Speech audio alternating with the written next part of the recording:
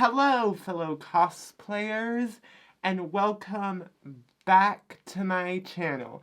And welcome to the next episode of Scary Stories and Makeup with Aunty Winter, where I talk about true crime, paranormal, cryptids, or I read you guys a creepy and spooky story that will basically go bump in the night while I turn myself into a creepy character to maybe or maybe not entice the fear. And in today's video is going to be specifically Scary Stories and Makeup with Aunty Winter Holiday Edition. As you can see, I got myself some decorations at the back to kind of get into the holiday spirit. And apparently this guy also wanted me to do a zombie. So if you wanted a zombie, that is what you're gonna get, but with a little bit of a Christmas twist. And while reading you guys a creepypasta known as the Chimney Man. Before I get into this video, be sure to subscribe as well as hit the notification bell, because as I said, during this entire month I'm gonna upload a lot of holiday themed makeup looks and holiday themed content all the way up to Christmas. You can also find me on my TikTok, Instagram, and Twitter. All those links will be listed in the description below. And enough with the chit-chat, let's get into the video.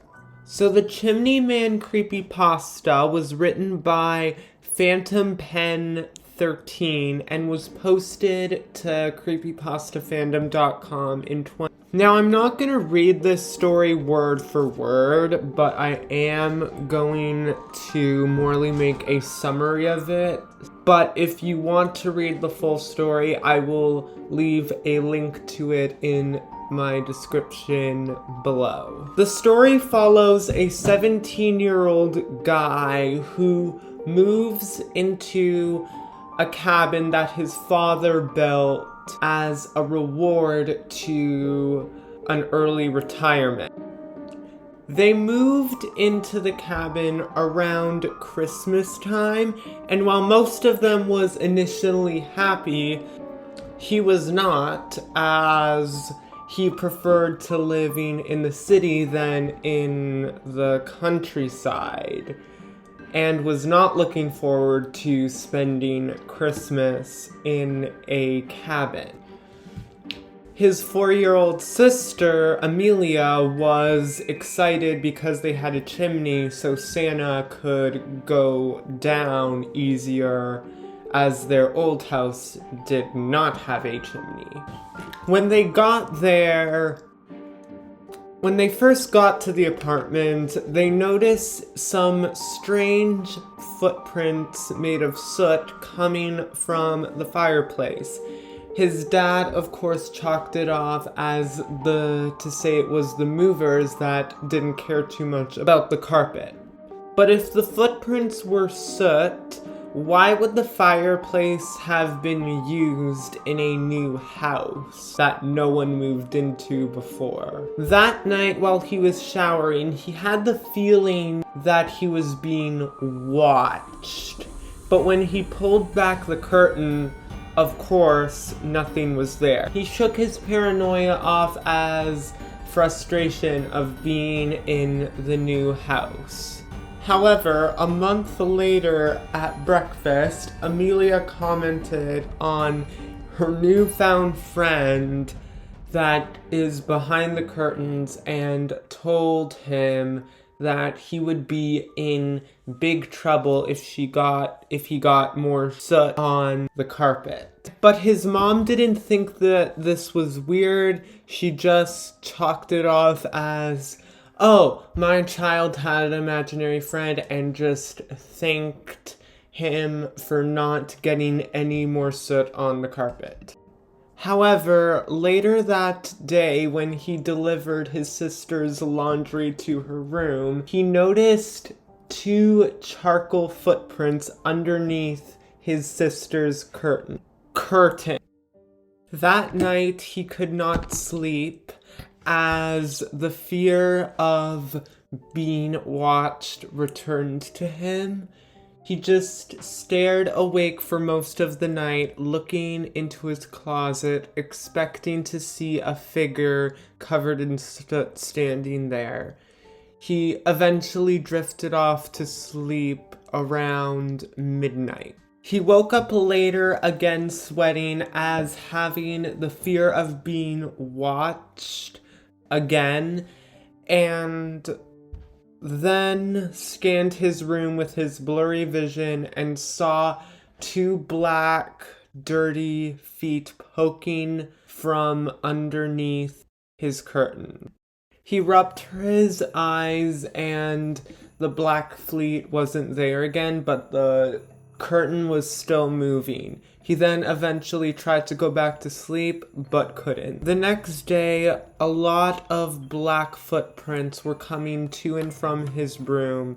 His parents then scolded him, saying that he was being ungrateful, and he accepted his punishment of cleaning up the footprints and no Walkman until further notice. That night, he decided to figure out what was going on and went to Amelia's room to try and piece the puzzles together. When he went there, he saw a bunch of the morning newspaper scattered about on the floor. When he asked what this was for, Amelia said it was for the man behind the curtains, and if she did this, he promised her that he would take her to his house where there would be a lot of other kids that she can play with. On Christmas Eve, he laid in bed trying to sleep but couldn't.